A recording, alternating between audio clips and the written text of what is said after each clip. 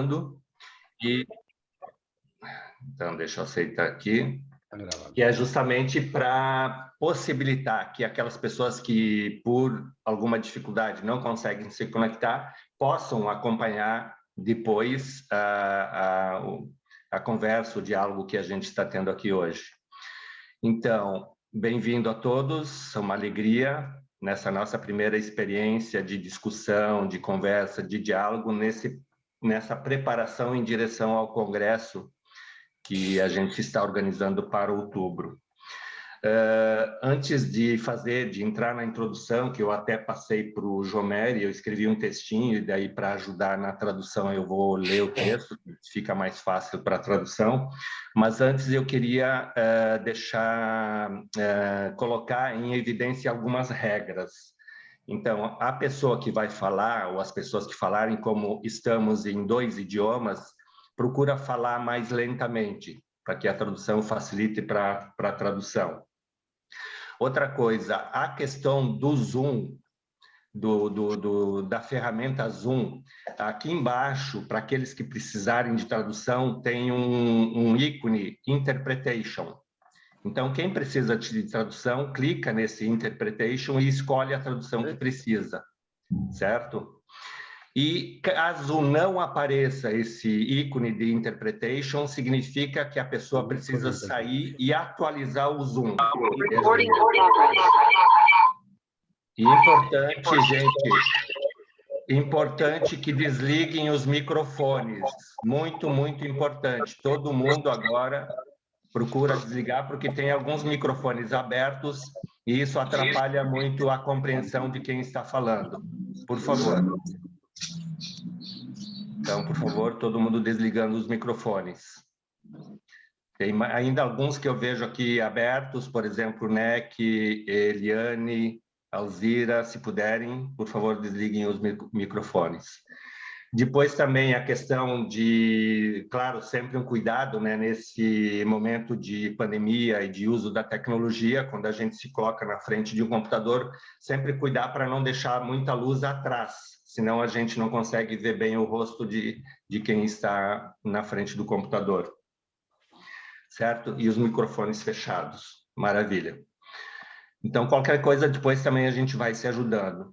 Então, eu vou fazer uma pequena introdução agora, que o Jomer está traduzindo para o espanhol, justamente para deixar um pouquinho claro o porquê desses nossos encontros, o que objetiva a gente a estar aqui nesse momento. Então, vamos lá. Quando aceitamos o desafio proposto pelo Centro Internacional do Movimento Político pela Unidade para organizarmos o Congresso da Cogovernança aqui na América Latina, o intuito e a vontade, tanto do Centro Internacional quanto nossa, sempre foi o de buscarmos uma compreensão do conceito a partir do contexto latino-americano. Ou seja, a ideia não era o de olhar e explicar esse nosso contexto a partir de um conceito pronto e acabado de cogovernança. Muito pelo contrário, o desafio posto sempre foi no sentido inverso, o de olharmos com atenção e coletivamente para o nosso contexto, para os nossos problemas, as nossas dificuldades e, igualmente, nossas riquezas comuns. E, a partir desse contexto, oferecer a nossa contribuição para a compreensão do conceito da cogovernança. E é justamente esse o objetivo inicial desse nosso encontro de hoje. E também dos próximos que queremos realizar nos meses que antecedem o Congresso. Vale ressaltar que, se entendemos a cogovernança como um processo de construção de fraternidade, e é justamente isso que está posto no título do Congresso, se é isso que queremos para o Congresso, é isso que igualmente queremos para esse nosso momento de hoje.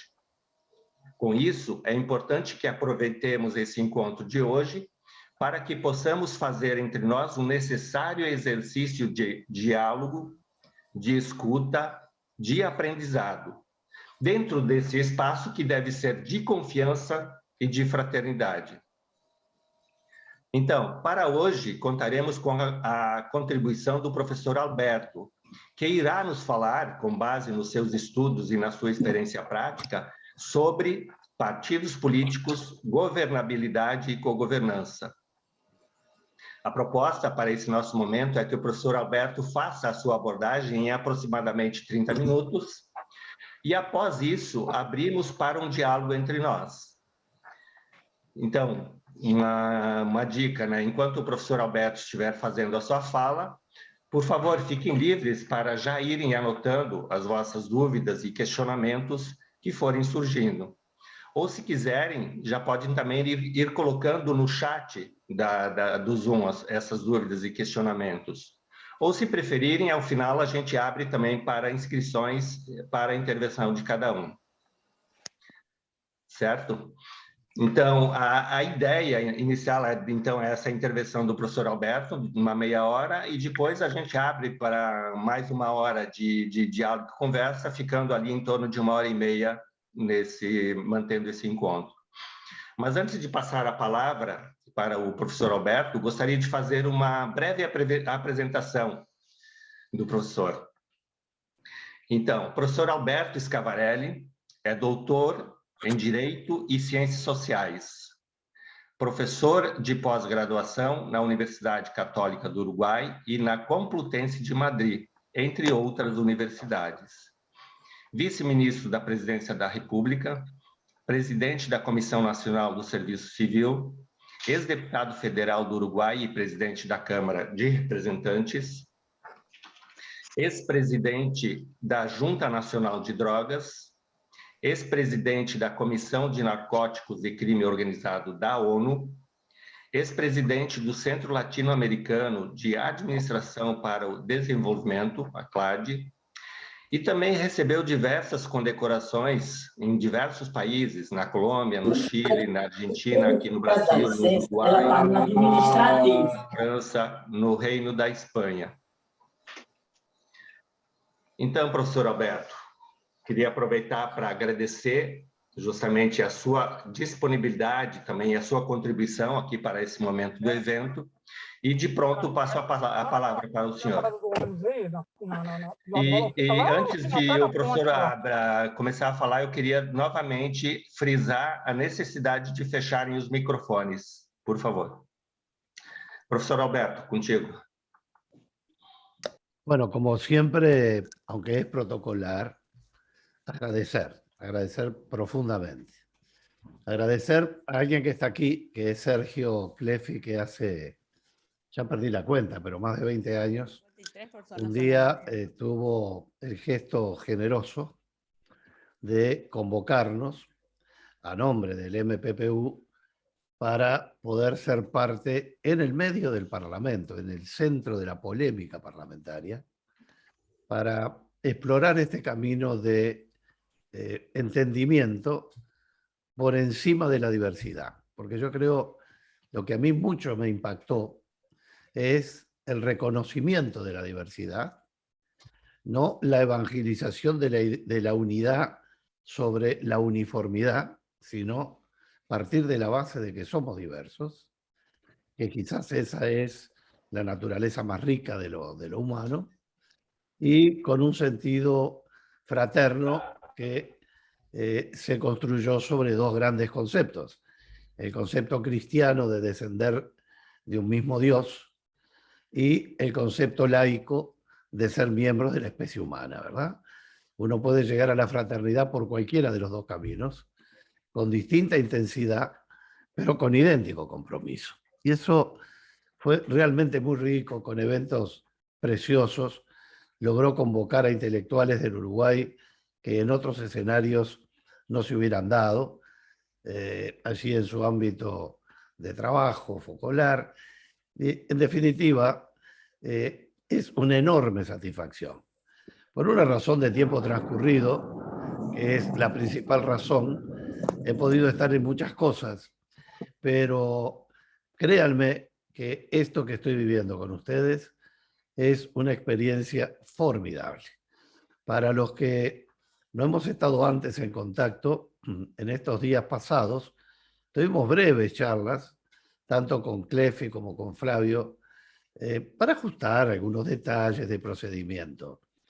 Y es tan fácil la sincronización de ideas y de propósitos en la diversidad, por supuesto, que yo valoro e insisto, porque siempre sospeché mucho de las unanimidades, que no es lo mismo que los consensos. Y en ese sentido nos pareció una idea formidable. El Congreso sin duda va a ser un éxito. Aprendí a conocer a Flavio con una capacidad ejecutiva gigantesca. De la capacidad de Sergio ya vengo siendo parte hace mucho tiempo, por lo tanto conozco su estilo, pero sobre todo el reino de la franqueza, el de decir las cosas como las sentimos. No podemos abordar los temas de la sociedad y tratar de llegar a otros si no tenemos una forma abierta de poder llegar, porque sobre todo tenemos que llegar a un ambiente donde, en el ámbito político, por ejemplo, en el ámbito de la sociedad organizada, hay, no digo recelo, pero cada cual tiene sus espacios que le cuesta mucho abrir para compartir, y sobre todo cuando se trata de compartir poder. El tema que ya desde ya adelanto que el tema de gobernanza es sin duda el secreto de la democracia, y yo diría que es el secreto de la convivencia humana futura. Uno porque está tan imbuido y enamorado de la democracia que la gobernabilidad, la gobernanza, parte de la base de un sistema democrático. Pero también el mundo ha conocido sistemas no democráticos donde hay participación de los grupos comunitarios hasta llegar al corporativismo, ¿verdad? Para pasar por muchos territorios.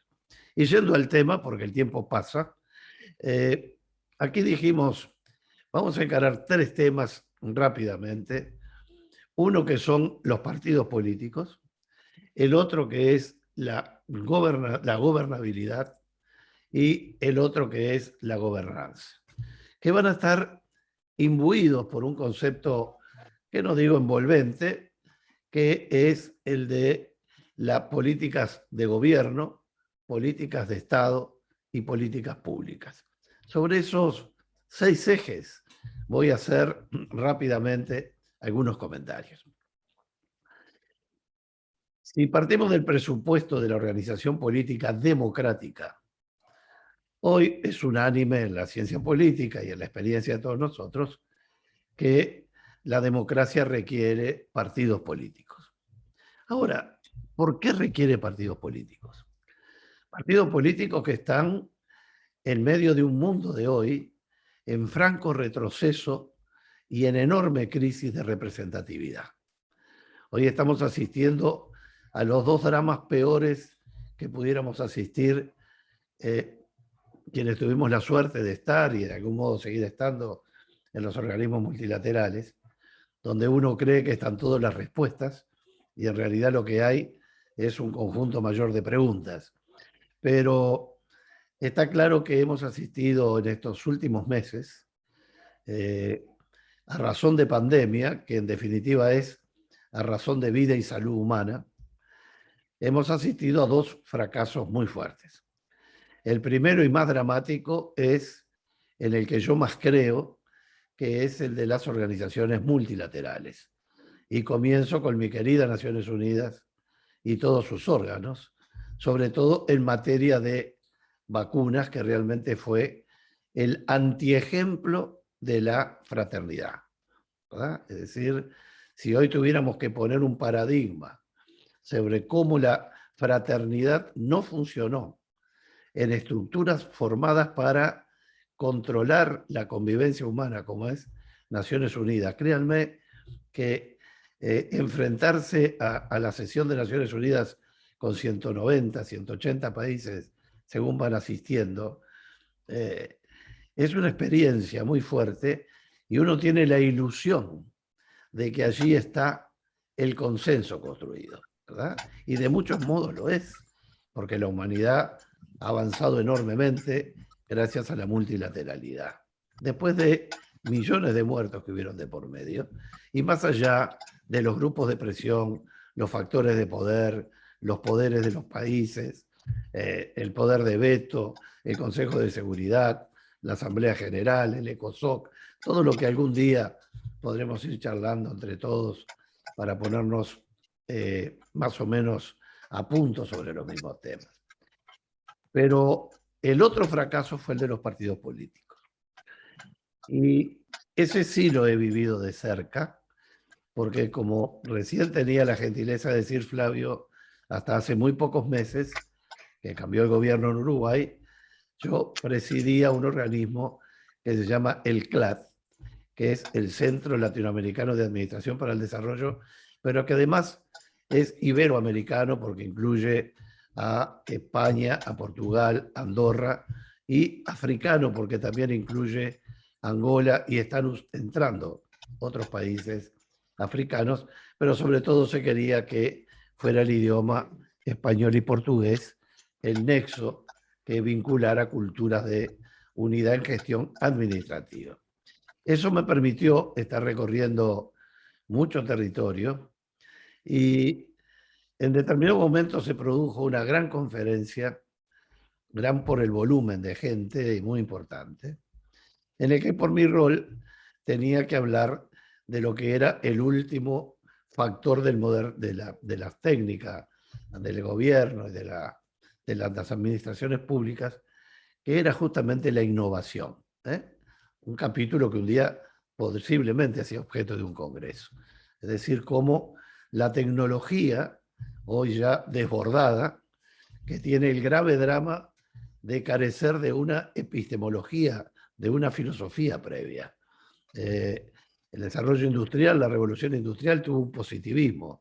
Nosotros hoy nos encontramos, y me pasó, por eso propuse la Comisión de Bioética, que es otro de los temas que debemos trabajar quizás, porque uno de los reguladores éticos más poderosos de este tiempo son las comisiones nacionales de bioética, que Naciones Unidas ha impulsado, no con todo el éxito que esperamos cuando se lanzó. Pero lo que queda claro es que en el tiempo de hoy el descubrimiento técnico o científico pasa a ser aplicado como tecnología aplicada a velocidades inusitadas.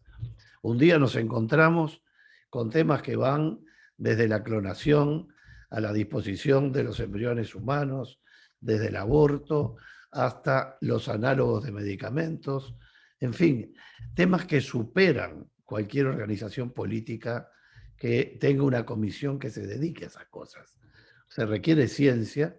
La Comisión Nacional de Bioética, en la que creemos, tiene que tener a la ciencia, pero tiene que tener a la religión, tiene que tener a las organizaciones sociales, tiene que tener a los voceros que construyen la ética de una sociedad.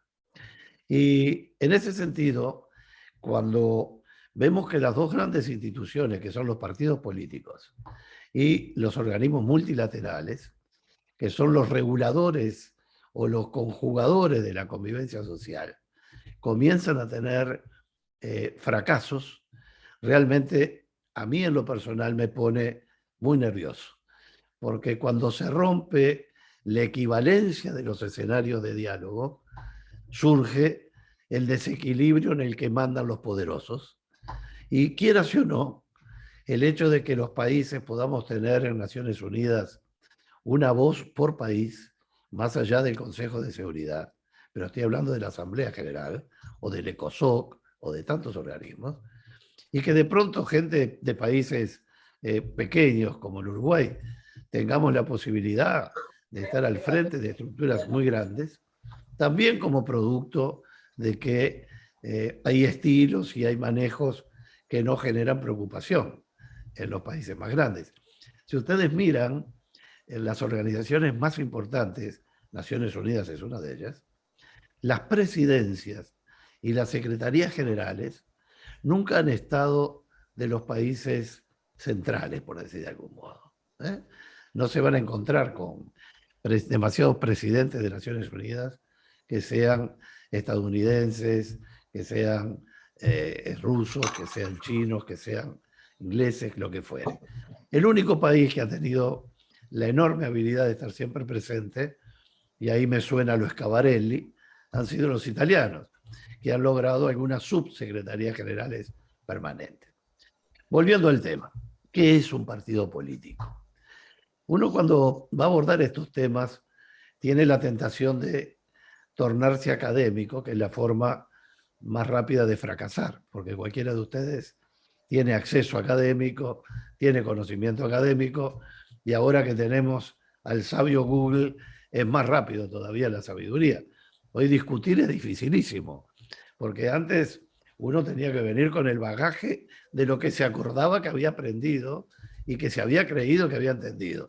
Pero cuando uno está en un debate con mucha gente y ve que alguien está buscando en el celular, sabe que está perdido, porque se prendió a Wikipedia y con eso el individuo tiene cultura googlear y una erudición sobre cualquier tema que pueda haber en la humanidad, lo que está muy bien, siempre y cuando no exageremos.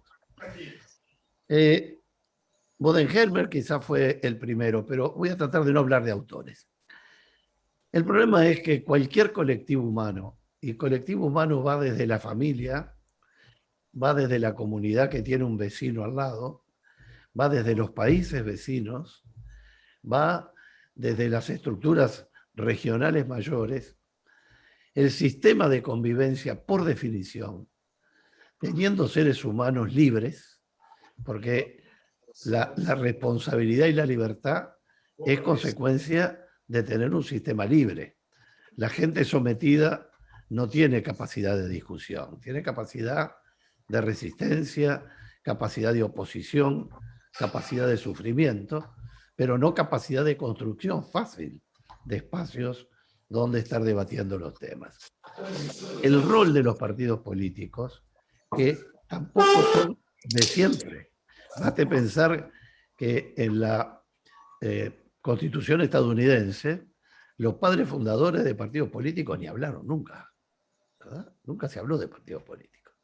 Venían otras estructuras, pero no en el concepto que hoy lo estamos conociendo. En ese sentido, Bodenheimer, decía yo, que es el único que voy a citar, tiene una gráfica que yo no me di cuenta de traer, pero es muy fácil de dibujar. Él habla de la cibernética del rol del partido político. Entonces dice, los humanos convivimos, pertenecemos a grupos de interés, factores de poder, grupos de presión, y vamos volcando cada uno nuestras propias necesidades, nuestros propios enojos, nuestros propios procesos que quieren incidir en el control. Porque todo esto, no nos olvidemos, tiene un enorme común denominador, que es el poder. Algo sobre lo que algún día también es importante pensar, porque todas estructuras están en el circunloquio del ejercicio del poder, que puede partir de un submarino nuclear, de una séptima flota andando por el mundo, de bases militares de enorme poder, o del poder económico, o de los nuevos métodos. Estamos, permítame un paréntesis, es admirable lo que está pasando en el mundo con China, por ejemplo.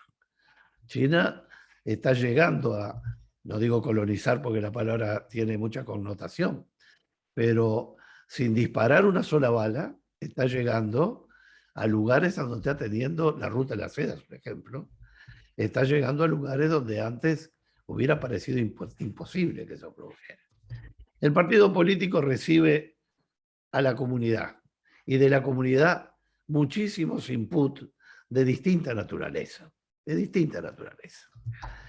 Y el partido político tiene el principal rol de tomar esas demandas y homogeneizarlas, como si fuera establecer una longitud de onda que permita procesarlas.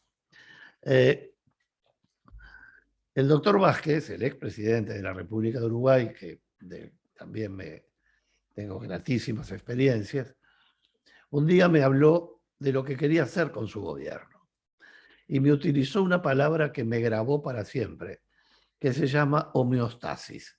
Él era un oncólogo, un grado 5, un académico de la medicina. Me dijo, Alberto, yo lo que estoy tratando de hacer es que el gobierno y el país tengan una homeostasis. Homeostasis, pensé yo, me puse a pensar tratando de fingir conocimiento y me dijo, mire, esto es muy sencillo. Dice, el ejemplo más práctico es cuando uno se hace un análisis de sangre. Uno se hace un análisis de sangre y tiene dos paralelas, dos líneas paralelas, que le dicen máximo y mínimo. Entonces, usted nunca va a estar perfecto. No va a tener el colesterol, el ácido úrico, los triglicéridos, todo maravilloso. Nada, eso no existe.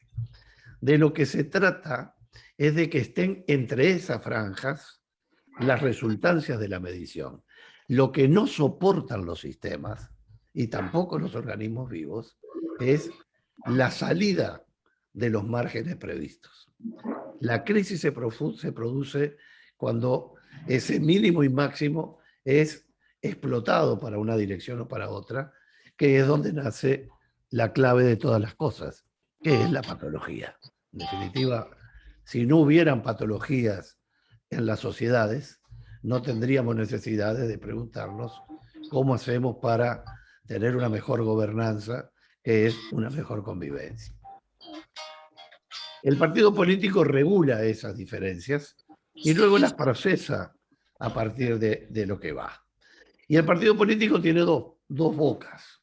Una boca de entrada de la sociedad, la boca por donde entra, y por otro lado es un organismo hacia el que se va, una estructura el que se va para llegar al poder. Porque en el poder democrático no puede haber si no llega justamente una estructura a partir de partidos políticos. Permítanme algo muy personal, pero veo ahí a Ramón Gamarra, alguien que quiero entrañablemente y respeto enormemente desde hace muchísimos años. Una alegría verte por ahí, Raulito. Además, un hombre genéticamente de varias generaciones de gente de enorme talento en el Uruguay, que él bien representa. Pero bueno, volviendo al tema, en definitiva lo que hay aquí es que si el partido político deja de poder canalizar esas diferencias, solo quedan las organizaciones sociales. Las organizaciones sociales que van desde los gremios hasta los sindicatos, las iglesias, las comunidades, las cooperativas, que son otro de los organismos de concentración de los inputs. Estaba en esa conferencia grande que les cuento, no importa dónde, en ejercicio de esta función que me había tocado para mi honor de presidir el CLAC. Y el tema era la innovación, es decir, cómo lo nuevo iba a incidir, o está incidiendo, en el funcionamiento de los gobiernos y de las regulaciones sociales. Quizás uno de los términos más críticos en este momento es el sistema de cámaras forenses, donde la cámara está filmando permanentemente la movilidad de los habitantes de un país en todas las condiciones. Ese desafío de la BBC con el gobierno chino en Pekín, que BBC le dijo que iba a entrar a alguien que no lo iban a poder ubicar, y a las 6 horas lo tenían ubicado, ¿verdad? No sé si alguna vez alguno vio una cámara forense, pero es algo que congela, porque a uno le ubican desde la matrícula hasta los lugares donde estuvo. Pero bueno, volviendo al tema del partido político, ¿qué ha pasado en los últimos tiempos? Y en alguno de esos lugares me ha tocado estar, antes, durante o después. En esa conferencia yo dije que me parecía muy bien la innovación, que me parecía muy bien la gobernanza como participación social, pero que tenía serias dudas de que tuviéramos asegurada la gobernabilidad. Hoy hay una tendencia a que las organizaciones que están montadas sobre países tiendan cada día más a generar un espacio sobre ciudades, algo que ustedes han manejado muchas veces. A partir, yo leí algo de Amelia, donde habla de ciudades inteligentes y de por qué, porque a mí me tocó estar de constituyente para la constitución de México, de Ciudad México, que pasó a ser Estado con casi 20 millones de habitantes, ¿no? Y me sentí como aquellos viejos constituyentes latinoamericanos, ¿no? De que escribían ahí. Y en realidad los procesos son los mismos. Y uno lo que termina viendo es que el gran arte de la convivencia y del gobierno es encontrar válvulas de comunicación que bajen el nivel de presión hasta poder procesarlos y darle respuesta. La teoría cibernética que hace tantos años Bodenheim me manejó. En esas vueltas, yo ahí hablé en esa conferencia y me autocito porque creo que es el pie de lo que quiero terminar diciendo, de que no era posible estar pensando en innovación y en gobernanza sin asegurar la gobernabilidad. Y que yo, que estoy en un país que tiene una ciudad como Montevideo de 1,5 millones de habitantes, que es un barrio de muchas de las ciudades de ustedes, en tamaño, me parecía muy difícil y había ahí ministros de países que quiero muchísimo. Y recuerdo que comenté a alguno de ellos, no importa cuáles, públicamente, si yo en Montevideo o si Montevideo debió abrir calles con equipo pesado para separar los lugares donde el Estado había perdido control, había perdido gobernabilidad. Me cuesta mucho creer que podamos dar por superada la gobernabilidad en ciudades de 20 millones de habitantes. Pero ¿qué es la gobernabilidad? En definitiva, la gobernabilidad es netamente operativa. Es la capacidad de mantener una sociedad en funcionamiento sin obstáculos. Sin obstáculos en el sentido de acciones que impidan su funcionamiento normal. Lo terrible de la gobernabilidad es que no necesariamente tiene por qué ser democrática, porque uno puede asegurar que un país funcione sin necesidad de que sea democrático. Pero cuando le queremos poner el ingrediente esencial de democrático, por humanista, por mantener los derechos humanos, bueno, ahí nace el respeto y el resguardo hasta de las minorías. Cuando dije eso, que fue todo un tema bastante controversial después, en el almuerzo de rigor, poco tiempo después estalla París, vienen los problemas en Argentina, en Colombia, en Chile, en tantos países donde la sociedad se desborda. En algunos de esos países que fui invitado después, ¿qué fue lo que aprendí y qué es lo que quiero dejar como idea central? Fue que por las redes sociales, y vamos a la innovación, se convocaba a la gente a un encuentro en determinado punto de una enorme ciudad. Y asistían 100, 200.000 personas, más de 200.000 personas. Y el gobierno de turno dijo, bueno, ¿qué hago con esto? Porque no son cosas sencillas de manejar. Y tomó la decisión de elegir interlocutores de esa masa humana que estaba protestando, e incluso con horarios, porque hasta las 7 de la tarde era una naturaleza y después de las 7 de la tarde habían operativos muy violentos, por otra parte, ¿no? Entonces, justamente lo que nosotros proponíamos era que hubiera mecanismos que el control de la seguridad, de la protesta social, deje de estar en manos del Poder Ejecutivo solamente, sino que tenga que tener el correlato de una comisión de seguridad que le dé un marco de garantías al Ministerio del Interior, por ejemplo, o de Seguridad Pública, pero integrado por una comisión multipartidaria que controla los excesos. Yo creo que ver hoy en cualquier país del mundo un policía con su equipamiento antimotines es algo que hace 20 años lo imaginábamos como ciencia ficción. ¿Por qué? Porque la sociedad primero tuvo la policía con un silbato, y era bastante. Luego le dio un palo, le dio una madera, un garrote para que lo utilizara de defensa. Después le colocó un revólver en la cintura y hoy los tenemos con subametralladoras y armas de altísimo calibre y chalecos de seguridad. Y luego los tenemos con los equipos antidisturbios. Lo cual ya demuestra que la estructura del Estado está pensada hoy para la confrontación violenta. Si no tomamos conciencia de que ese es un dato de la realidad, sin el cual no habrían esos equipamientos, volveríamos al policía con el silbato. Me parece que hay datos que son tan crudos de ver que, como suele suceder, después de uno verlas muchas veces, lo termina tomando como natural. Y no digo que no sean necesarios, ¿eh? No digo que no sean necesarios. Lo que digo es dónde tenemos el umbral de la confrontación. Después de ver en esos países esa situación, en uno en particular donde fui invitado, el gobierno había invitado con espíritu amplio a la gente que estaba protestando. Estuvieron reunidos varios días. Y yo llego para esa segunda fase que me habían invitado.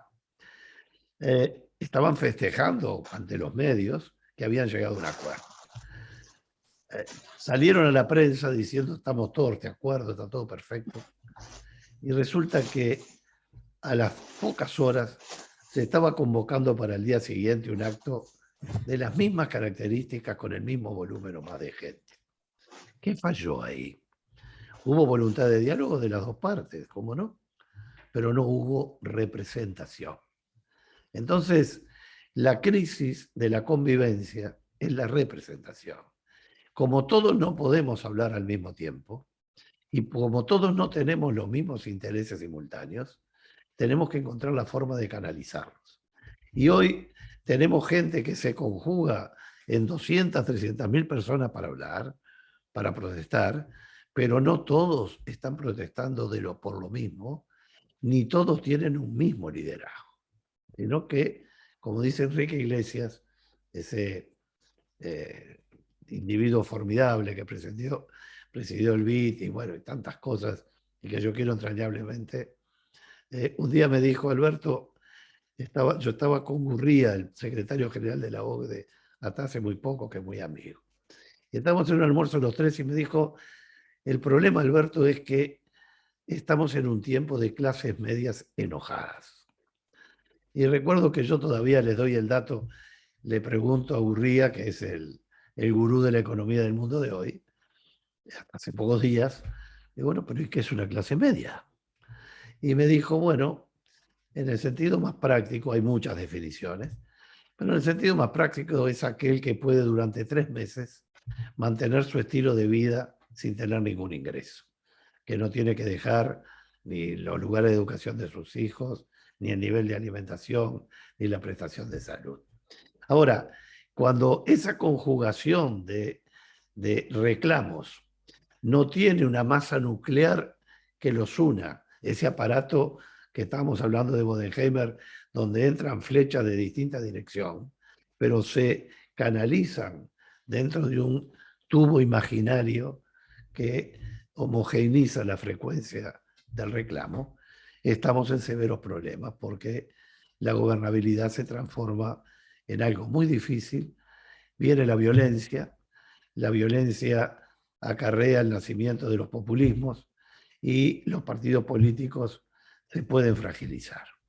Por lo tanto, yo lo que le quiero agregar al concepto maravilloso de la gobernanza es el tema del fortalecimiento de los partidos políticos, buscando cómo podemos llegar a través de un modo de actuar como este a un movimiento político por la unidad que comience también, no que comience, pero que actúe también con lo que es realmente los partidos políticos, que son las estructuras de poder. Por otro lado, y otro tema muy importante, que es el de la gobernanza como tal. Gobernabilidad ya lo vimos, partido político también lo vimos, y vamos a ver lo de la gobernanza. Y la gobernanza tiene por característica principal que el poder político se puede afincar desde el modo de tomar participación de las organizaciones sociales que le den legitimación. Con este tema de las pandemias, donde un país como Uruguay tiene 6.000 muertos en 3 millones y poco de habitantes, donde los números son realmente escalofriantes, como escalofriante lo del Delta ahora que hoy estuve leyendo de mañana y tanto preocupa. Yo no noto en los países que se creen unidades donde diluir esa responsabilidad, que no es quitársela, para tomar decisiones colectivas. Veo presidentes en nuestros países que dicen yo me hago cargo o yo me voy a ocupar de esto. Y está bien, es un gesto muy valiente, muy interesante. Ahora, yo si estuviera en ese rol, lo que trataría es de rodearme de un sistema político y social que me acompañara en la toma de decisión. Porque yo después le voy a tener que explicar a los familiares de 6.000 muertos en el Uruguay por qué se murieron. Es decir, habrá la mejor de las explicaciones, pero no hay nada mejor en el mundo que una explicación colectiva. Por eso quizás en un tema que manejo mucho académicamente, no hay nada mejor que lo interdisciplinario y haber abandonado lo multidisciplinario. Lo multidisciplinario que era como la línea de Ford haciendo cachilitas, en que uno le ponía un tornillo, el otro le... No, no, no.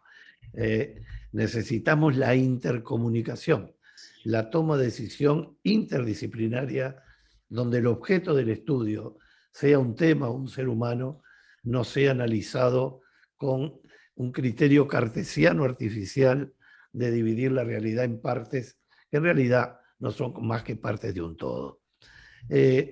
Sin duda que la gobernanza es el tema del futuro, pero tenemos una acechanza con la gobernanza que genera la desconfianza del poder público. El poder público que es el poder político y el poder político que, con fracasos o no, sigue estando los partidos políticos, los factores de poder y los grupos de presión. Es que cuando los grupos, como puede ser el nuestro, se acercan planteando la gobernanza como primer elemento, se ven como organizaciones que quieren formar parte del poder.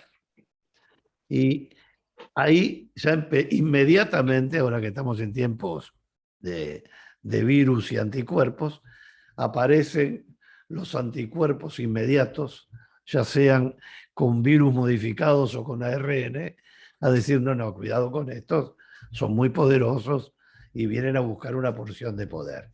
Cuando en realidad de lo que se trata, hasta como lo vimos y lo estamos viviendo, es de la generación de espacios donde la gente que tiene que tomar decisiones tenga un ámbito de encuentro desde una filosofía porque no tiene por qué compartir.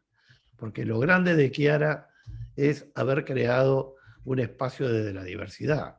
O en este Abu Dhabi, en el que Abu Dhabi, Dubái, estuve presidiendo cosas ahí en ese mundo que parece increíble que exista.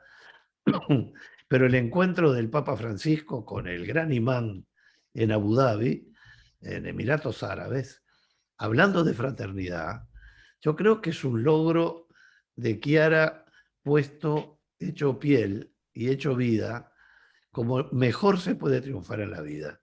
Es cuando las ideas que uno lanza dejen de ser ideas de uno y sean tomadas como ideas colectivas. La siembra es mucho más que reconocer al sembrador, es tener la virtud de la cosecha. Y ahí es donde de esa humildad, pero que tampoco quiere decir entrega ni sometimiento, el gran desafío es que se entienda que lo que se quiere con la gobernanza, y es mi modesta opinión, por supuesto, miren que todo esto está a beneficio de inventario, pueden haber millones de opiniones diferentes, todas tan buenas. Estamos construyendo una idea desde mi perspectiva, ¿no? Ustedes ya la tienen más que construida. Estoy poniendo allí una opinión más que no pretende ser ni la mejor, ni la auténtica, ni la rectificadora de nada. Pero creo que el gran desafío que tenemos es que nadie se sienta amenazado con una organización que va a crecer enormemente porque el mundo está precisando de la fraternidad como principio político. Termino diciendo, que creo que estoy más o menos a la hora,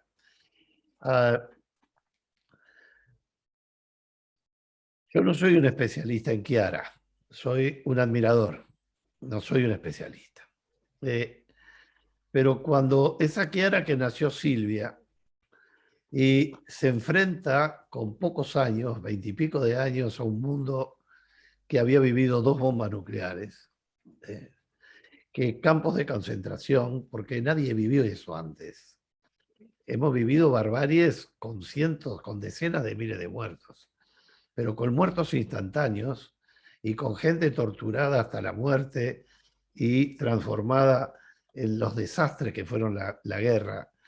Y que alguien tan joven se levante, así no hubiera tenido un mensaje de convicción religiosa, que alguien se levante y diga, esto no puede ser, ¿dónde están los caminos? Y descubrir, no descubrir, resituar algo que siempre pasó disimulado en la humanidad. El gran principio de la Revolución Francesa de la libertad, la igualdad y la fraternidad.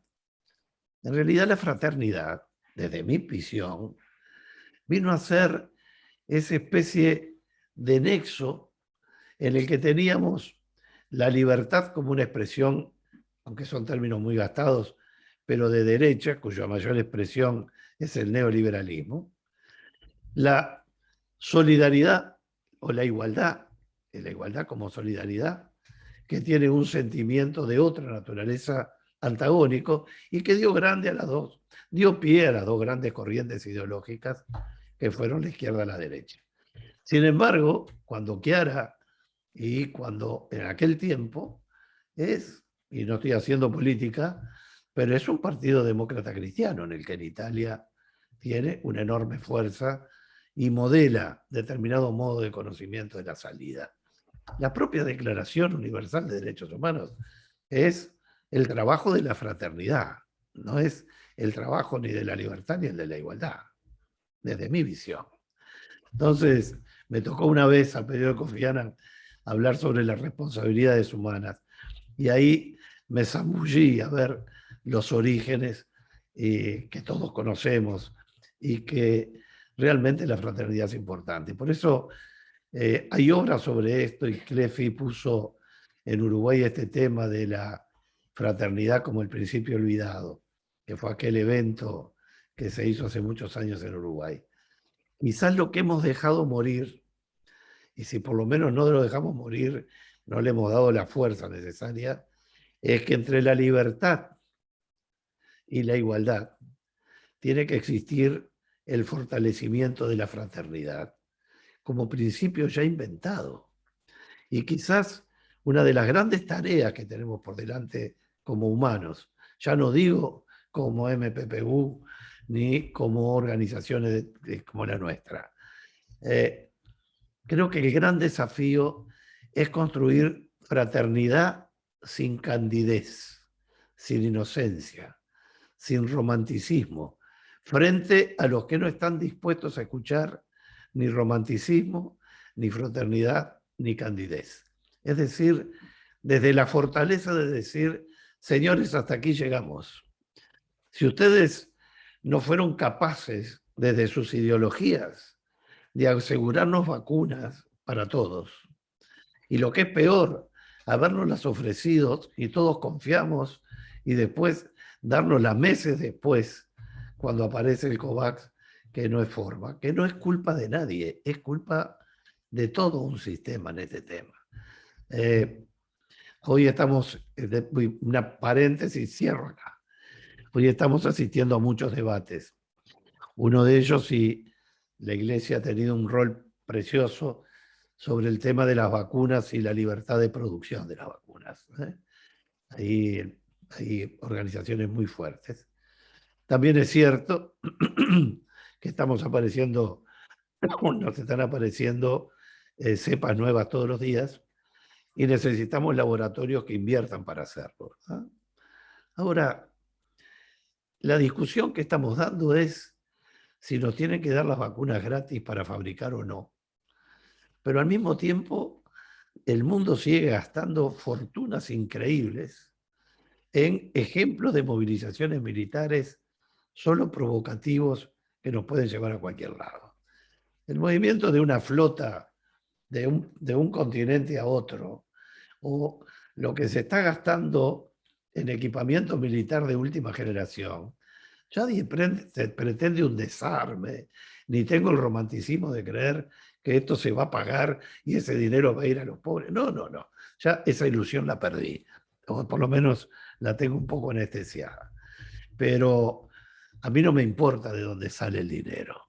Si lo van a donar las farmacéuticas o si el mundo se va a organizar para no crear un fondo COVAX como el que ha creado. Quiero sí rescatar un tema muy importante y que les pido que le presten mucha atención, que es la creación de este impuesto global a las multinacionales muy poderosas que van a estar pagando en cualquier lado el 15%. Un tema para verlo después con tiempo, pero sin duda de ahí pueden salir enormes recursos porque el mundo se está dando cuenta que estamos llegando a límites insostenibles. En definitiva, para terminar, que ya anuncié 3 veces que terminaba, que lo peor que puede hacer un orador, ¿no? Puede hacer un orador es cuando amaga que va a terminar y todo el mundo respira, ¿ah? Y el tipo empieza de vuelta. Decirles que es un enorme honor, gigantesco honor, que no hay nada mejor que conjugar la fe con la convicción. Y cuando a la fe y a la convicción se le suma lo vivido, que no sé si es experiencia, pero lo vivido, y la alegría de poder saber que hay gente que es muchísima en el mundo, muchísima. Hay más buenos que no buenos en el mundo. Lo que hay son poderosísimos intereses y quizás nuestras bolsas de valores cotizan valores que no son justamente los valores humanos, sino los valores que se hacen a pesar o sobre los valores humanos. Así que dejarles una enorme gracias. Me quedó muchísimo por decir, así que se han salvado, pero estoy abierto al debate. Como decía un amigo, que creo que lo dijo otro, pero él lo tenía colgado en su casa, cuando uno termina de una conferencia, dice, bueno, apláudame ahora, porque ahora vienen las preguntas. Y con las preguntas pasa siempre lo mismo. Cuando creí tener todas las respuestas, me cambiaron todas las preguntas. Yo no tengo la ilusión de tener todas las respuestas, pero sí, créanme, que tengo un enorme entusiasmo y una enorme alegría por estar junto a ustedes. Muchísimas gracias. Gracias, Alberto. Obrigado, Alberto. Obrigado mesmo. Creio que a tua fala justamente nos coloca ou nos fortalece, né? Nos deixa claro o desafio que temos pela frente. Justamente esse desafio que a gente tem que buscar juntos, caminharmos juntos, construirmos os caminhos, buscarmos as respostas, claro, sempre respostas em aberto, mas tendo sempre na base esse princípio da fraternidade. Creio que tua fala nos deixa muito claro essa necessidade de caminharmos nessa direção e nos dá muita esperança. Então, agora a gente faria um momento de diálogo e o que a gente pensou, e o Sérgio vai me ajudar a organizar um pouco esse momento, é de que as pessoas que quiserem falar, levantem a mão, tem um sinalzinho, o ícone aqui embaixo, nas reactions, daí levanta a mão e a gente vai passando a palavra. Quem for falar, a gente pede que fale em até 3 minutos, para poder dar tempo para outras pessoas.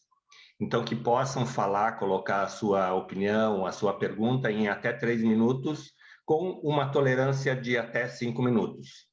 E eu e o Sérgio aqui vamos fazer um pouquinho o papel dos chatos, que a gente vai interrompendo quando está faltando pouco tempo para chegar nesses limites que a gente está pensando.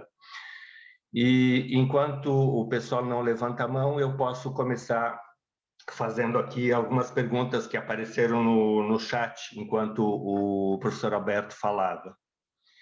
Certo? Então, a primeira Eu acho que eu não sei se pode ser dessa forma, eu falo, coloco umas 3 perguntas e depois devolvo a palavra para o professor Alberto, pode ser assim? Sí, sí. Nombrá quiénes hicieron las preguntas, por si después quieren ampliar algo más. Sim. Pero está bueno leer por lo menos lo que ya está escrito y después pasar a lo oral. Sim.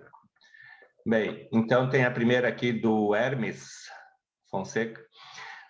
Ele avalia que os partidos políticos perderam sua identidade, sua doutrina para fazer junção e chegar ao poder.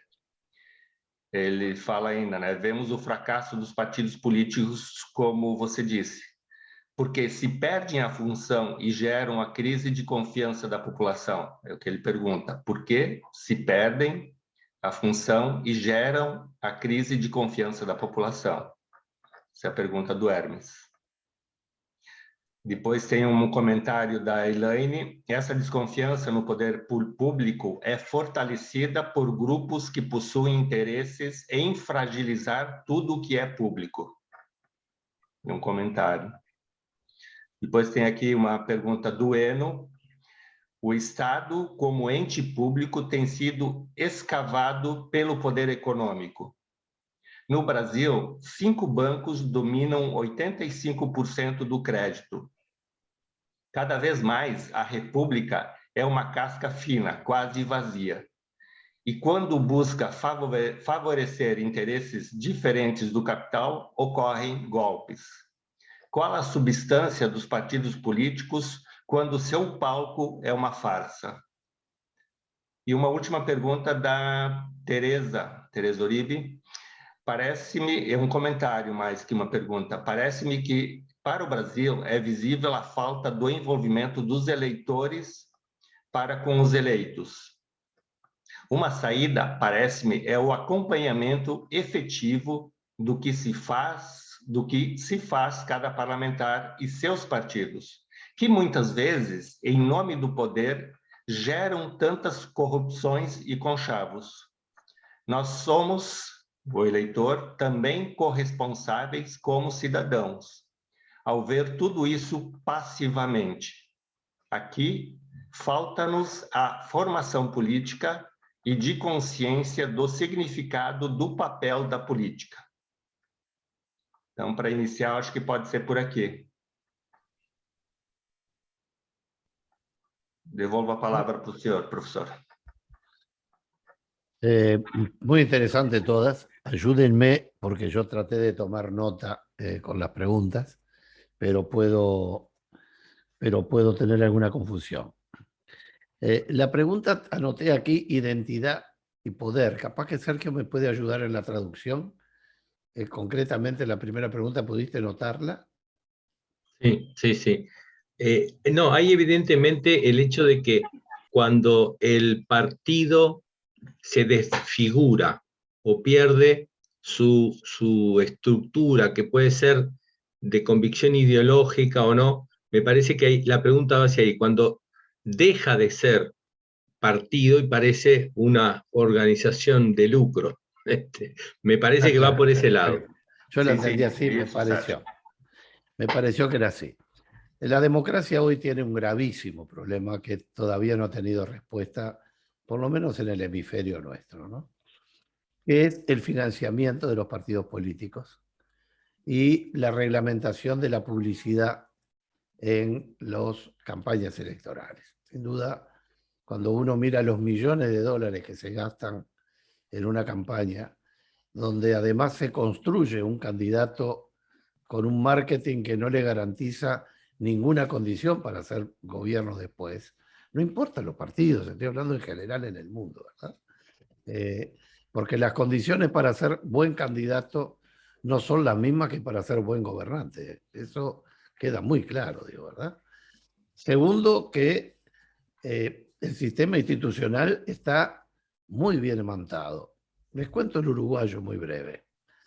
En Uruguay, los partidos políticos tienen que registrarse en un órgano muy importante, que es casi un poder del Estado, que es la Corte Electoral. Y esos partidos se inscriben con sus autoridades y por otra parte tienen que tener un estatuto, tienen que tener una carta orgánica, y cuando llega el tiempo de las elecciones, tienen que elegir un candidato único por ese partido. Las elecciones nacionales son entre candidatos únicos de los partidos, tantos como haya, que hayan cumplido los requisitos para poder tener una personería jurídica nacional. Los partidos tienen la obligación de tener inscrito un programa de gobierno. Los programas de gobierno se construyen, la experiencia que he tenido, sobre cuando uno no es gobierno, cuando es oposición, sobre la información que el gobierno le suministra o la interpretación que uno entiende de la realidad. Normalmente, partiendo de la buena fe, entre la información que uno analiza con los grupos de análisis a lo que encuentra cuando le toca el ejercicio del poder, tiene un gran espacio entre medio. Pero entre medio también está la demagogia, están los pecados mortales de la demagogia, el populismo, la mentira directamente, porque el objetivo es captar votos y después la excusa son las palabras que ya hoy forman parte de la historia de la herencia maldita. Me encontré con esta realidad, ahora no puedo. Eso es en el universo entero. Pero está claro que estamos hablando del poder. Estamos hablando del poder. Y ustedes se acuerdan que hay dos grandes definiciones sobre el poder. Uno que son los factores de poder, donde se instala el gran poder económico, las Fuerzas Armadas en algunos países, y por otro lado, los grupos de presión, donde están los sindicatos, las organizaciones religiosas, las organizaciones sociales, las defensoras de los derechos humanos, que no tienen poder, tienen capacidad de presionar como tal. Mientras los partidos políticos en las sociedades democráticas no encuentren un camino en que la igualdad de oportunidades se traduzca en, como pasa en los países nórdicos, por ejemplo. El ejemplo está, hay que copiar bien, el agua tibia ya está inventada, no hay necesidad de descubrir cosas. Lo que está claro que este sistema de fanfarria, de decenas de millones de dólares de publicidad, que de algún lado salen, por más que se declare su origen, bueno, está claro que eso no puede pasar. Nosotros, en el caso de Uruguay, por ejemplo, se detectó con total impunidad que los medios de comunicación, que son permisarios de frecuencias, que son de Naciones Unidas adjudicadas al Uruguay, y que el Uruguay adjudica precariamente a los medios, tenían una tarifa diferente por partido político. Es decir, venía el partido A y le cobraban 10, venía el partido B y le cobraban 20, y venía el partido C y le cobraban 30 el minuto de televisión. Y bueno, no están obligados, es un negocio comercial, ¿de verdad? Entonces, me parece que uno de los grandes problemas que tenemos es cómo manejamos el poder. Pero después viene el tema del gobierno como tal. Y en este tiempo, donde las inversiones son fundamentales, donde los países estamos dispuestos a darle a los que vienen a invertir más de lo que le damos a los que ya invirtieron antes en el país, con lo cual se crean asimetrías muy duras, ¿verdad? Porque trabajan con facilidades tributarias que otros no tienen, la aparición de las zonas francas, en fin, hoy estamos asistiendo a un mundo nuevo, donde las zonas francas que antes estaban en un aeropuerto, los tenemos en un edificio en el centro de la ciudad, por ejemplo. Entonces, es un mundo absolutamente nuevo, realmente revolucionariamente nuevo.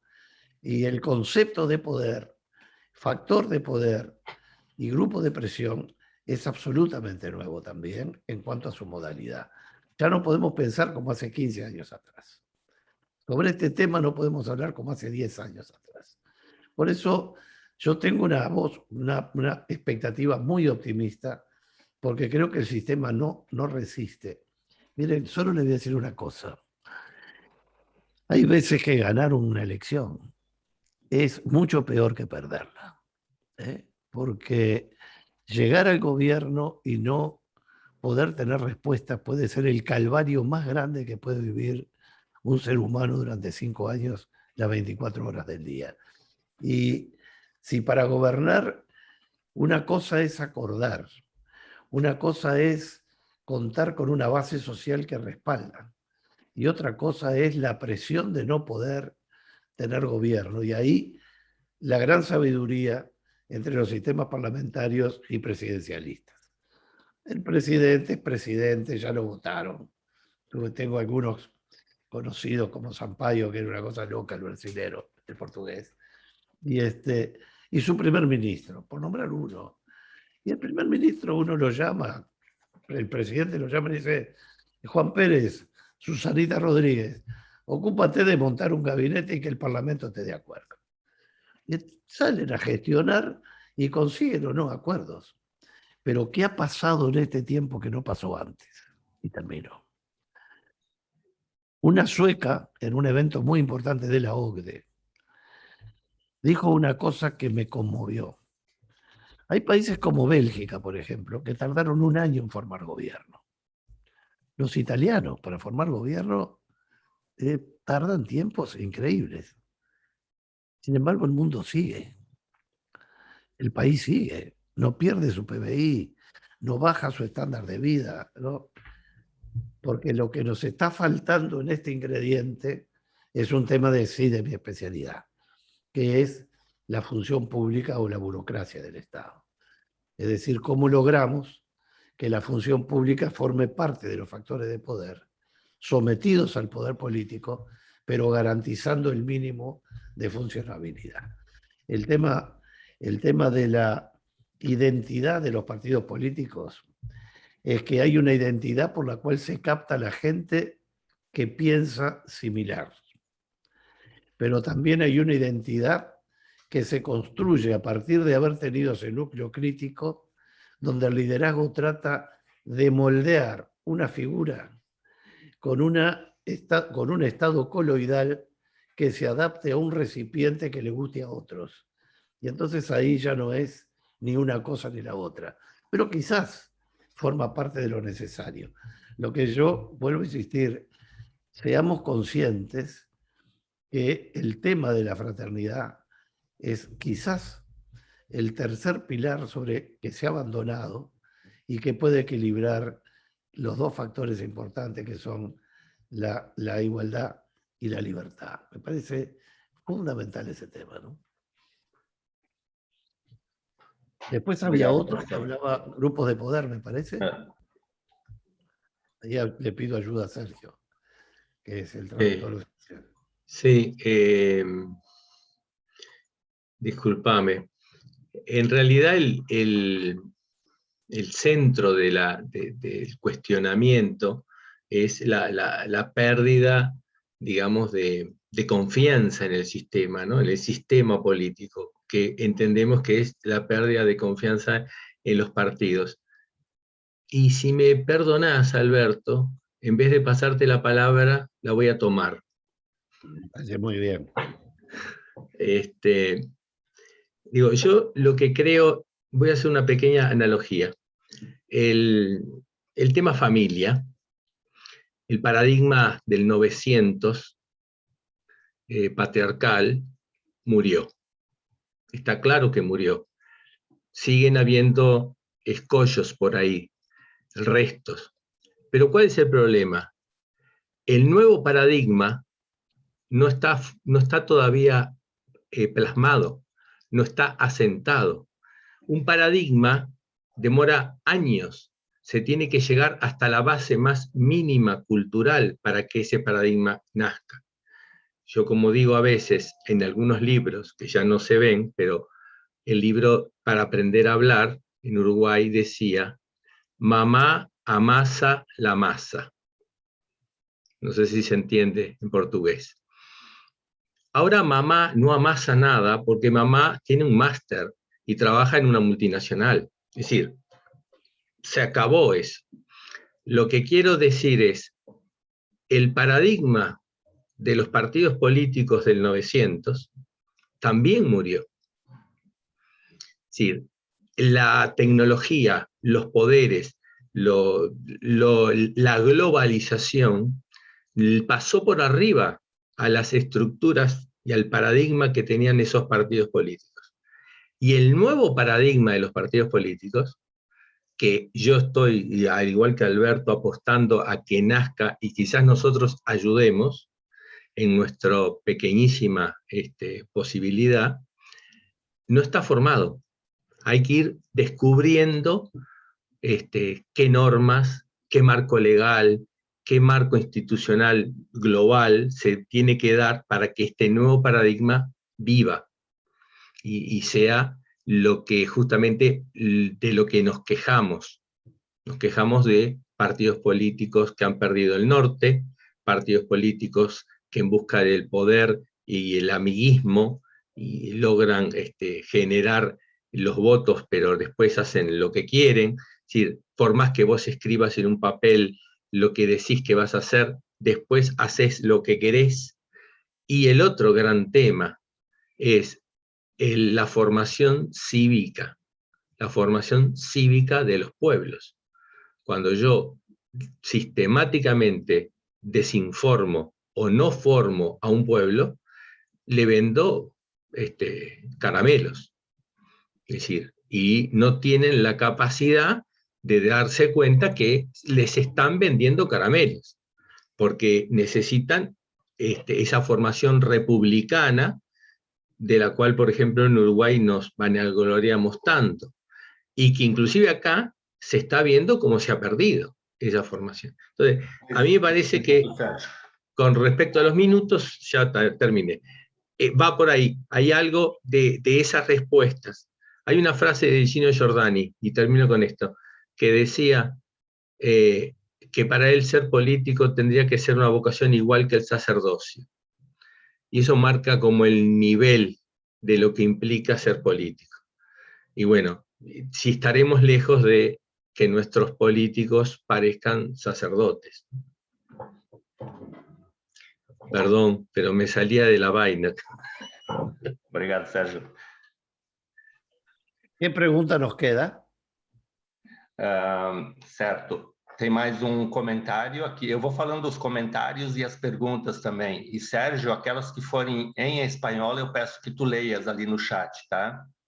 Eu vou ler da Margarete Daldegan. O maior desafio é enxergar todos os problemas e não se deter na imobilidade gerada pelas frustrações do mundo político.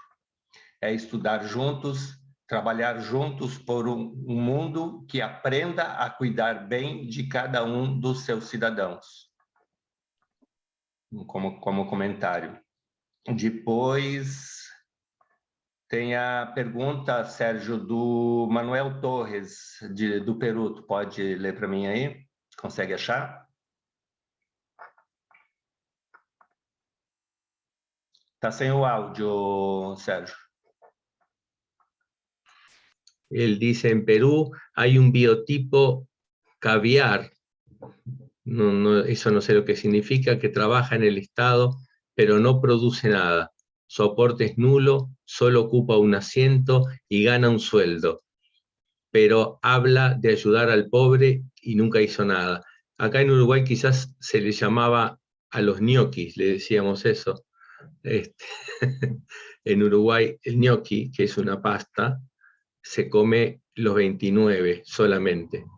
Entonces se decía que en Uruguay un funcionario ñoqui era el que solo aparecía el día 29 a cobrar el sueldo. Quizás sea ese término caviar parecido, no logro entenderlo porque debe ser algún regionalismo.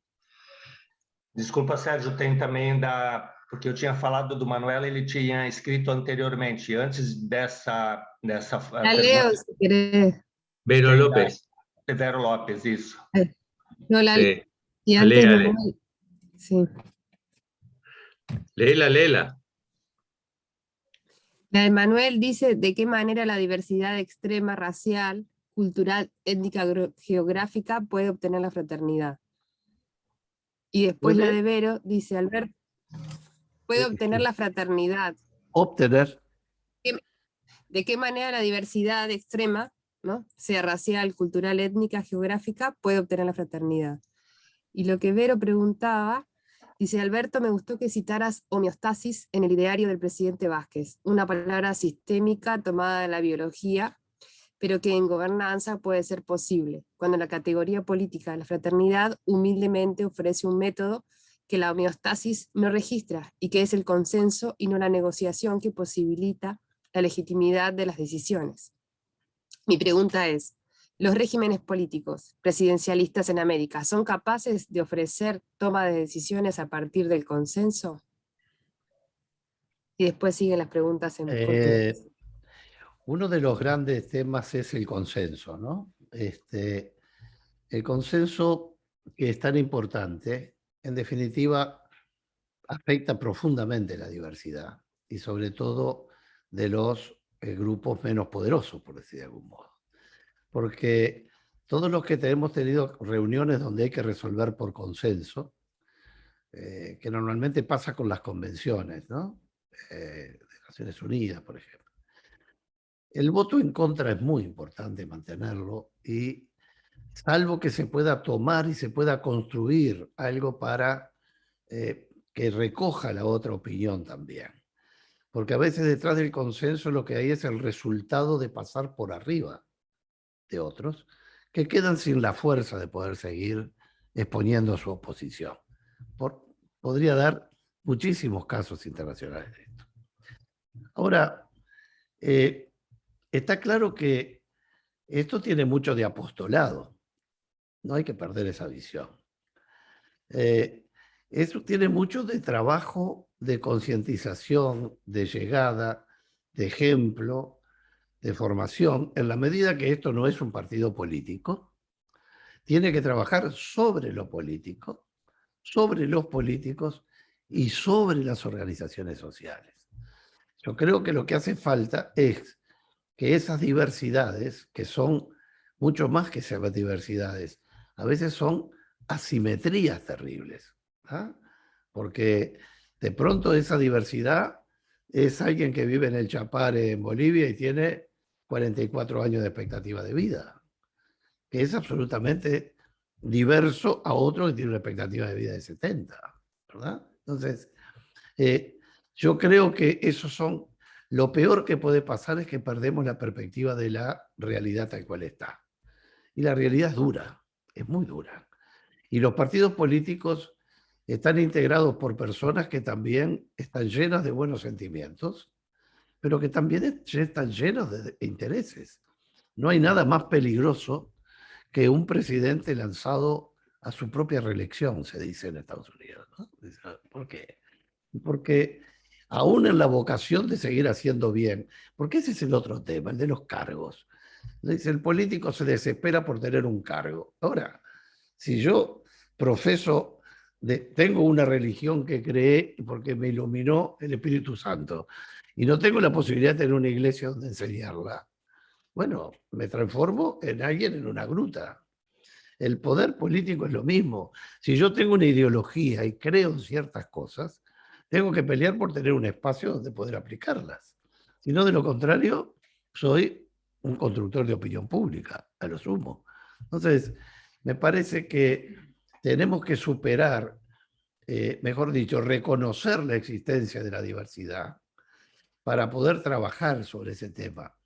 En Ginebra, que está el organismo de Naciones Unidas que maneja los derechos humanos, hay una experiencia formidable que los países vamos todos los años y explican cómo está funcionando la protección de las diversas comunidades y las comunidades minoritarias, y se le explica no a un sistema político internacional, sino a expertos contratados, donde hay desde indígenas hasta científicos nucleares. Es una experiencia formidable, porque ahí hay que salir a explicar lo que uno ha hecho, lo que le falta, con visiones totalmente diferentes.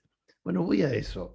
Yo creo que tenemos que aprender a vivir con esa diversidad, pero creo que nosotros tenemos valores que nos permiten neutralizar esa diversidad para acortar la distancia en esos factores que hacen que alguien quede a la vera del camino.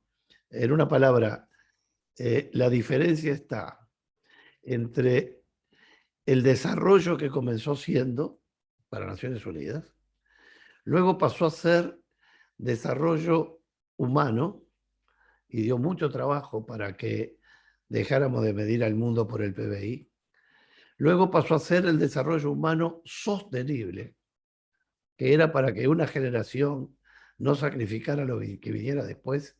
Y ahora estamos en general, de construir un desarrollo humano sostenible que tenga que ver con valores éticos sobre la diversidad y el supremo mandato de la defensa de los derechos humanos. Y ahí con las nuevas generaciones de derechos humanos, en fin, todo lo que está en juego hoy. Pero está claro que hoy las sociedades son más demandantes porque la velocidad de la información es muy importante, pero todavía tenemos obstáculos enormes por salvar. Yo, la verdad, tengo la ilusión, o la convicción ilusionada, que es mejor que la ilusión, de que se pueda trabajar en estas cosas sembrando. Mi papá tenía una frase que decía, hablando de los niños y de mis nietos, y mi hijo, o lo que sea, y decía, hay que hablar mucho porque todo lo que se cultiva crece. Y no hay duda que puede ser un trabajo mucho más duro, pero cultivar produce frutos. Por eso quizás no tengamos un resultado inmediato, pero si logramos juntarnos y mostrar una imagen que es el único riesgo que corremos, que se piensen que queremos gobernanza para poder participar en el poder, cuando en realidad lo que queremos es gobernanza, pienso yo, para poder incidir en una forma de ejercer el poder que no necesariamente ejerzamos nosotros mismos, ¿no? Obrigado, Sérgio. No sé qué pregunta quedaba. A Amélia levantou a mão. Pode falar, Amélia. Uma coisa antes, queria perguntar, Sérgio, me ajuda. Já são 11 horas e 32 minutos. Quem sabe a gente abre o espaço agora para a fala da Amélia, a resposta do professor Alberto, e depois a gente vai encerrando. E é uma sugestão que eu faço. E as perguntas e comentários que estão no chat, a gente pode copiar e depois enviar para o professor, e na medida do possível a gente responde ali na rede do MPPU. ¿Pode ser? Sí, sí, perfecto. Okay. Sí, si alguien más quiere que ya o lo ponga por escrito o levante la manito y como dicen en los debates o en las conferencias de prensa, se aceptan las últimas 2 preguntas. Isso. Amélia. Sí, no escribo porque estoy en teléfono y me cuesta mucho escribir aquí. Agradecer a Alberto, me parece que con tu ponencia nos has abierto el próximo debate, porque has mencionado las dificultades que tenemos para hablar sobre el ejercicio del poder. Y yo creo que nosotros en el MPU en algún momento tenemos que hacer un debate también sin candideces ni ingenuidades sobre lo que significa el poder y el ejercicio del poder. Porque me parece que cuando hagamos una profundización de este tema, vamos a poder también mirar de un modo distinto la participación y cómo generar participación en sociedades tan desiguales y fragmentadas como las de América Latina. Y me parece que para poder restituir el valor de los partidos políticos y generar un nuevo modelo de trabajo de partidos políticos, esto que decía Sergio, en torno a los cambios de paradigma, en lo que coincido plenamente, me parece que tenemos que darnos una discusión sobre el poder, sobre cómo desde otra mirada del poder vamos a poder generar una mayor participación y poder restituir esta homeostasis de la que hablabas, donde también es necesaria la disidencia, no solo el consenso es necesario, también es necesaria la disidencia, porque el concepto de homeostasis significa esto, cómo se ponen en tensión y en equilibrio fuerzas que a veces son contrapuestas y que son necesarias para mantener la homeostasis de la democracia, ¿no? Entonces a mí me parece que nos has abierto como el próximo debate, y también sobre el tema de la representatividad, porque cómo se logra representatividad en sociedades tan fragmentadas y tan dispersas y rotas, ¿no? Me parece que eso es el debate próximo que nos debemos en el MPU, así que te agradezco esta intervención tuya, Alberto. Muchas gracias, América.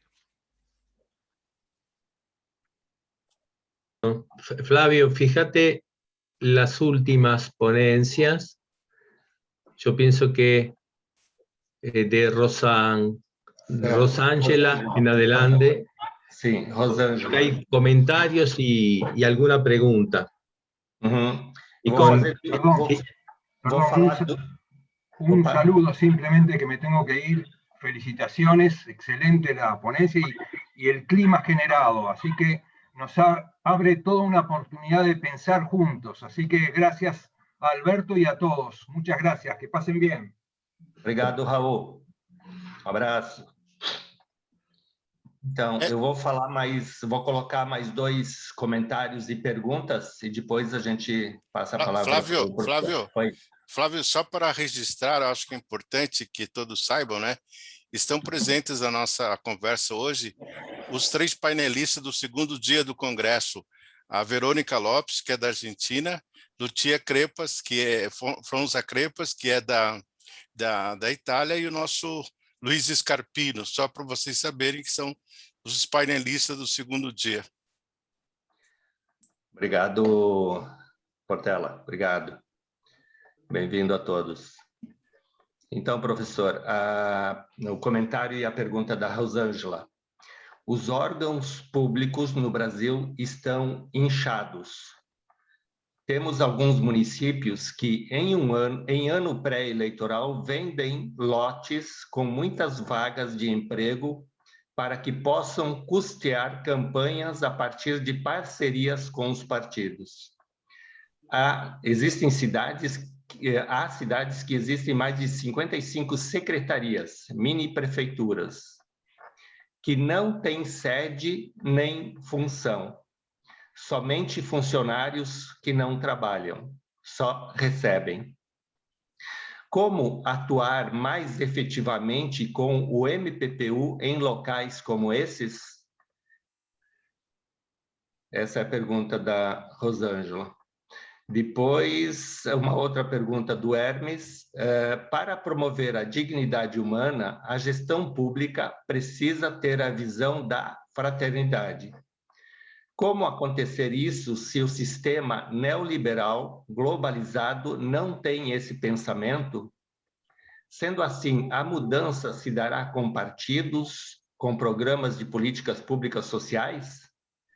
Ele pergunta, né, se a mudança se dará com partidos, com programas de políticas públicas sociais. Acho que é isso, professor. Capaz que es mejor de a una, ¿no? A ver, la primera para dejarla bien enfocada, si me ayudan a la traducción. Sergio. La primera habla más que nada de el clientelismo político. Es decir, cómo lograr salir de esas estructuras quizás macabras de generar empleos que no trabajan, gente que queda ligada al Estado y por ende al partido, y cómo superás la corrupción que genera eso, ¿no? Me parece. En este tiempo hay un debate que realmente va a tener consecuencias muy fuertes, que para poner un término fácil es la robotización, la inteligencia artificial, el 5G, el Internet de las cosas, la producción sin participación humana. Por otro lado, está el tema de la renta básica universal, que es otro tema muy fuerte, con muchos pros y muchos contras. Pero queda claro que aquella vieja idea de Keynes, de que llegaba un momento que había que tener gente que hiciera pozos, excavara pozos, y vinieran otros atrás tapándolos, era una idea de decir cómo hacemos para mantener a 7.000 millones de habitantes, 8.000, 10.000, que vamos a hacer muy pronto, desde la dignidad del trabajo o desde la dignidad del ingreso mínimo. Sobre todo porque además hoy se ha descubierto que lo que se consideraba que había que hacer crecer la economía para después distribuir es el mercado interno, el que más sostiene las economías locales. Ahora, lo que está claro es que frente a la mentira, porque en definitiva es eso, frente al fraude electoral, que es ofrecer a la población cosas que no son, a los países nos está faltando, como hay un programa de gobierno inscripto, donde los candidatos se presentan y el que gana tiene que cumplirlo, tendría que haber un órgano en el Parlamento que fuera el encargado de exigir la explicación de por qué no se cumplió lo que se ofreció. Y ahí tendrá 1.000.000 de excusas, entre ellas los hechos nuevos y la información que desconocía. Pero la obligación de explicar.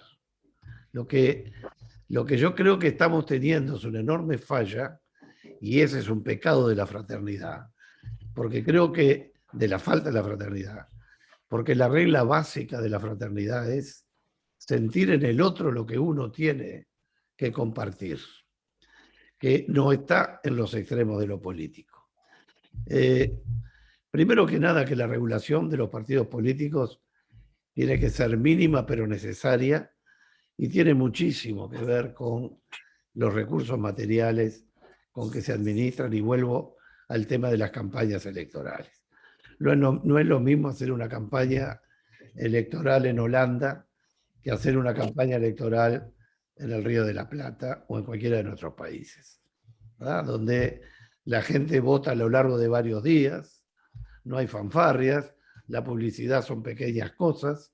En una palabra, este show que tenemos con cada acto eleccionario es muy agradable y muy desgastante, pero al mismo tiempo comprometemos recursos que alguien termina pagando siempre.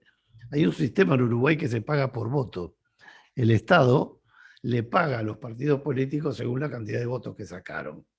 Pero claro, primero tienen que pedir el dinero prestado y obligarse.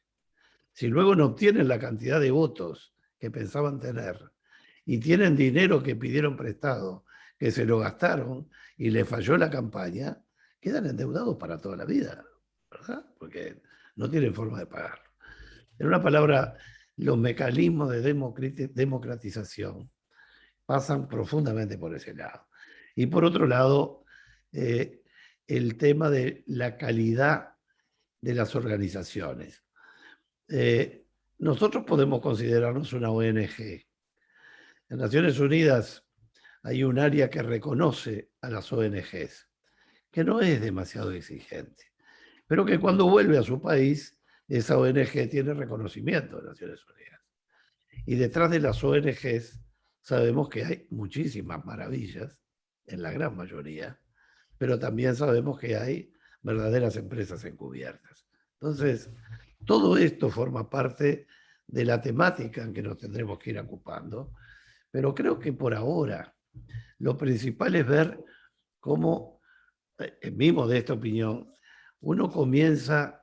Anoche yo intercambiaba un WhatsApp de 10 renglones con Sergio y decía, bueno, esto se comparte, no se comparte.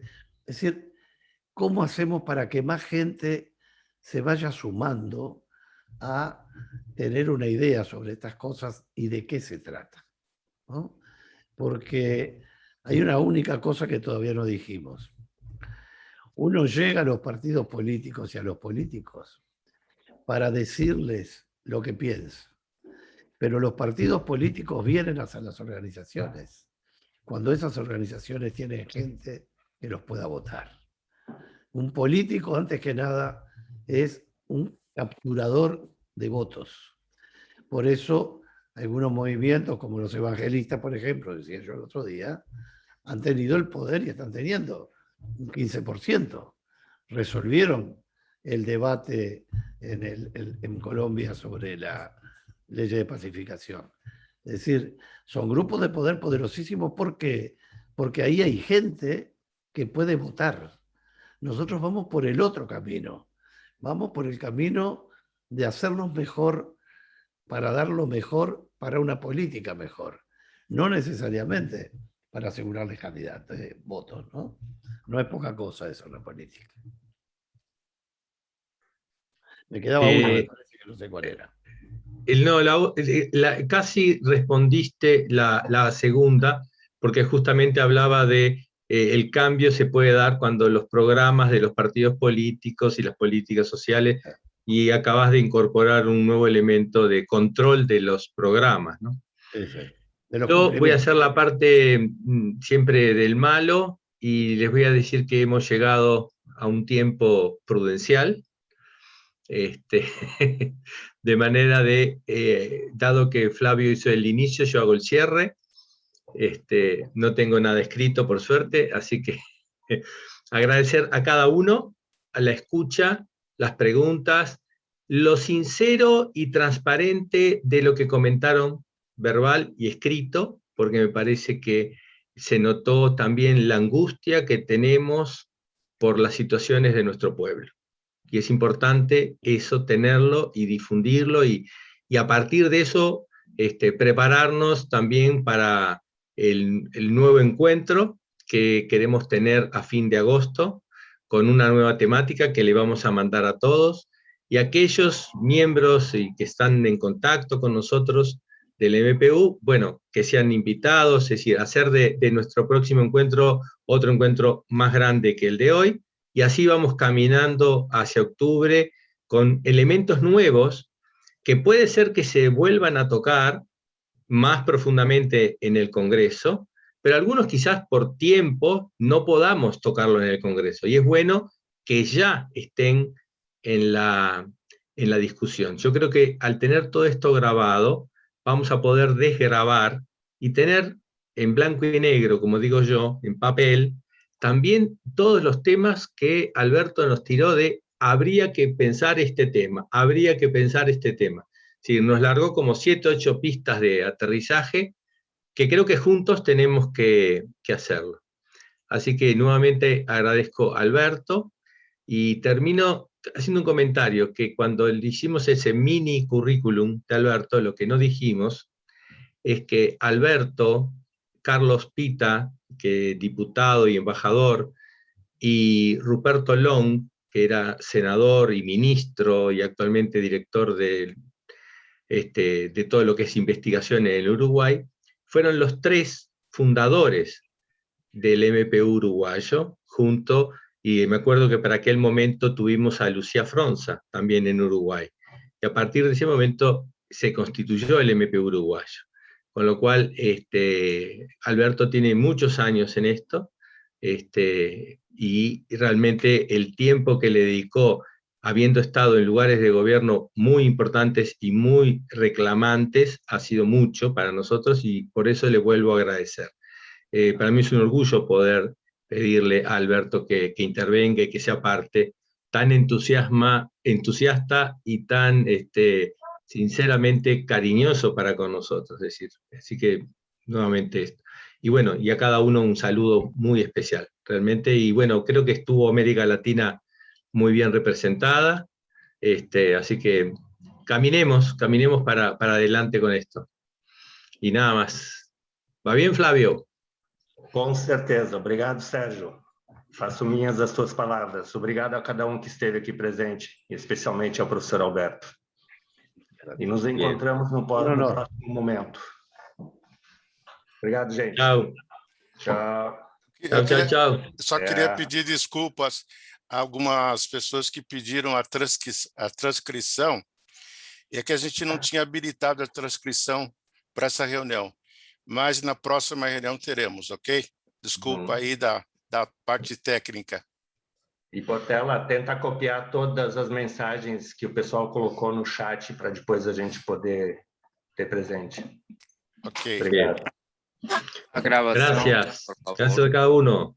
Obrigado. Chao. Perú, Ecuador, Bolivia, Gracias. Argentina, Honduras. Colombia, Venezuela, que lo vi por ahí, Chao. México. Muchas gracias. Tchau. Tchau, gente. Obrigada. Muchas gracias. Muy agradecido. Christopher. Y a José, que hizo la parte técnica. A José, a Andréia, que fez a tradução, o Y Jomé. las traductores. Muy bien. Obrigadão. Gracias. Gracias a todos. Chao, chao. Tchau, Obrigada por tudo. Chao, chao. Gracias, Miriam. Gracias, feliz dia. Tengo que hablar contigo, ahora te llamo. Tchau, pessoal. Tchau, tchau. Tchau, Eno. Tchau, Portelas. Flávio. Valeu, obrigado. Tchau, Hermes. Tchau, Obrigado. tchau. Tchau, obrigado. Tchau, Glória. Tchau, Glória. Obrigado, Hermes. Tchau, Portela. Hoje eu estou aqui de Foculares do Uruguai, entendeu? Eu vi. Eu me apossei do Zoom do Uruguai, entendeu? Se percebeu.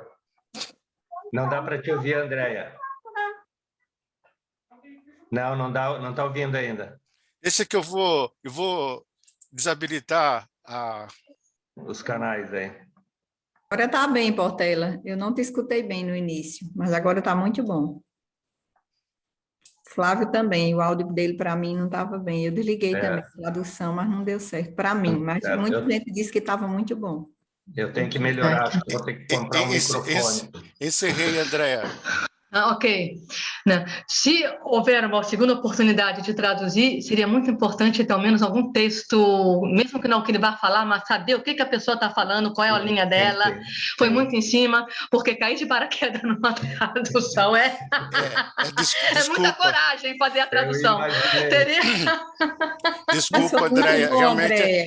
Realmente a gente tem que ter um grande agradecimento a você, que teve a parte mais difícil, porque a gente também esqueceu de pedir esse texto para o Alberto, né?